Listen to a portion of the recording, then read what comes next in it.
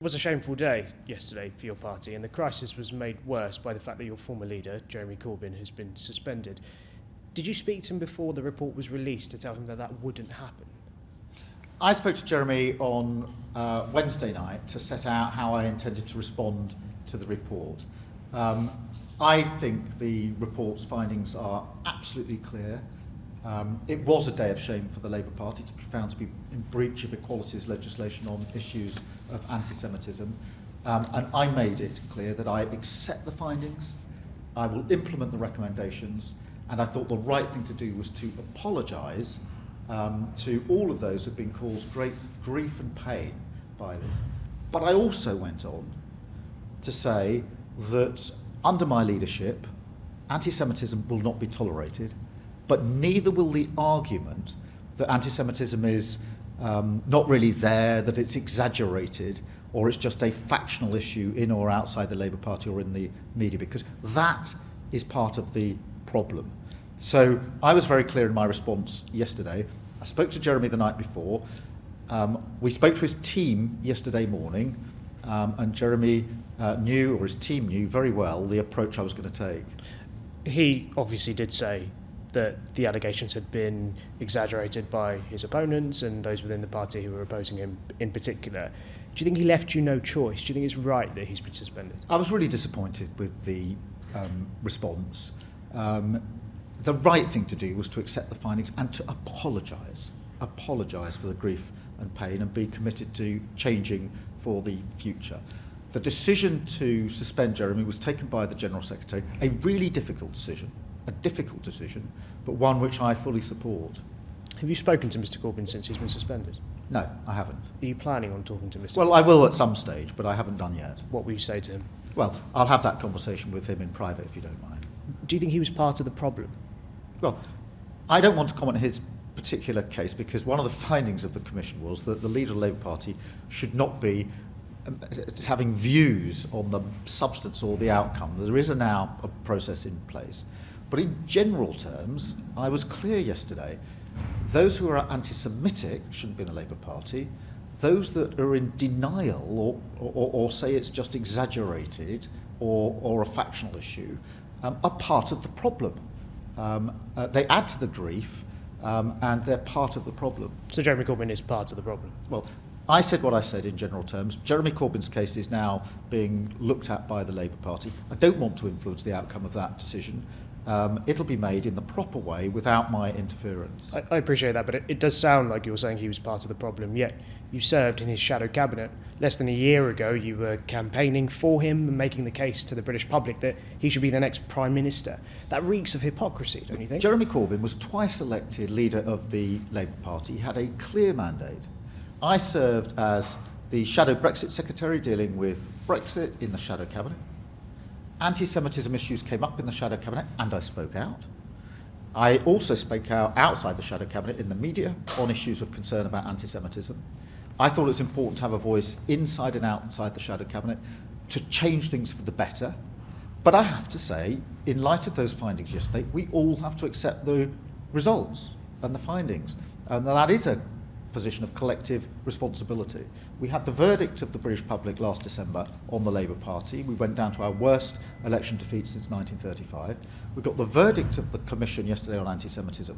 My job as leader of the Labour Party is to provide the new leadership that we need and to make good on my commitment to tackle anti-Semitism and root it out from our party. Your deputy, Angela Rayner, said that she thinks that she didn't go far enough during her time in the shadow cabinet. Would you agree that you also didn't go far enough, that you didn't oppose Jeremy Corbyn enough? Well, we did oppose Jeremy Corbyn on this. We did challenge, but in light of the report, we have to accept we didn't succeed in that.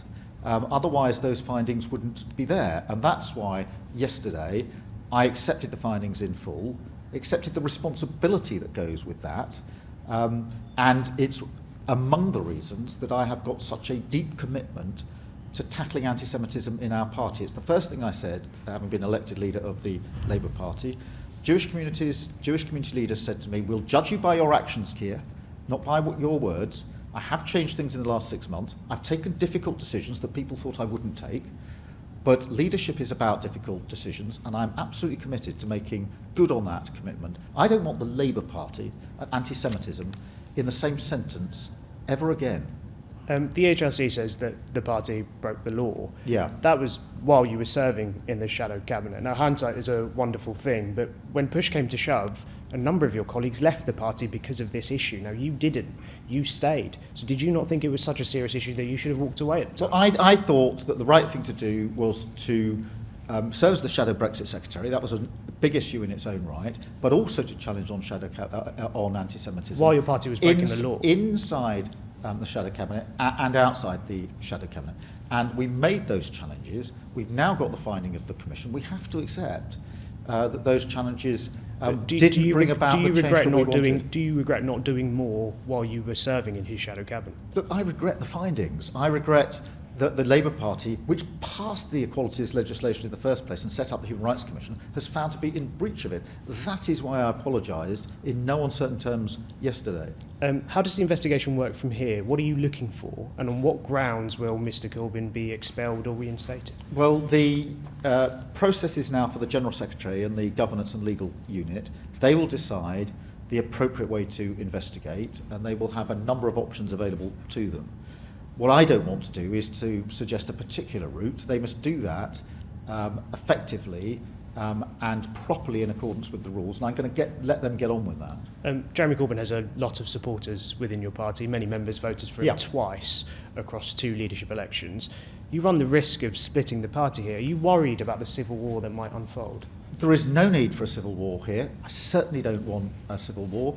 The outcome yesterday was not the outcome I was looking for. I wanted to draw a line in the sand and move forward as a united party, tackling anti-Semitism. So what happened yesterday wasn't what I wanted to happen.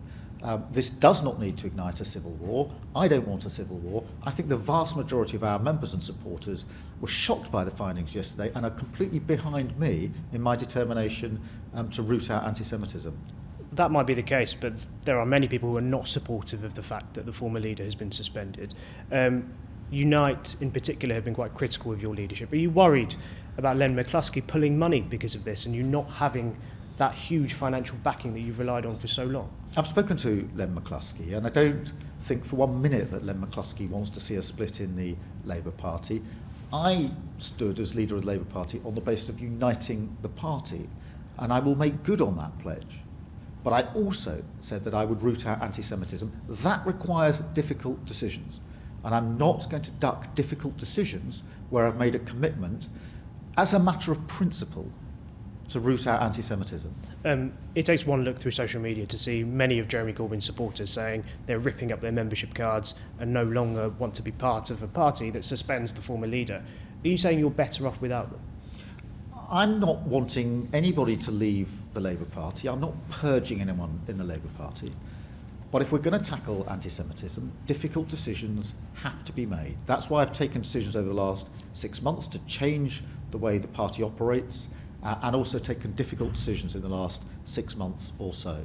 The campaign against anti-Semitism, the original complainant in the EHRC investigation, has submitted 16 complaints against 16 MPs in the party. Jeremy Corbyn was one of them.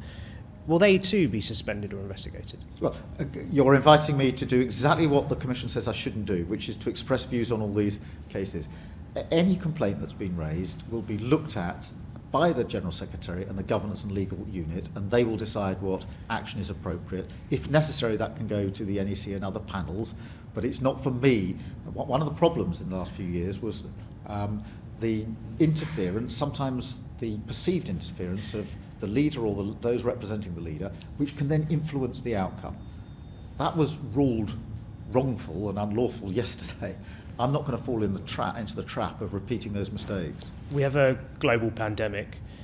I assume you want to be focusing on dealing with Boris Johnson's attempts at tackling the pandemic. Instead, yes, you're having to deal with this internal issue. Is this not just an indication that Labour is just not fit to be in government when you are still so focused on internal battles and not on this major national and international problem? Absolutely not.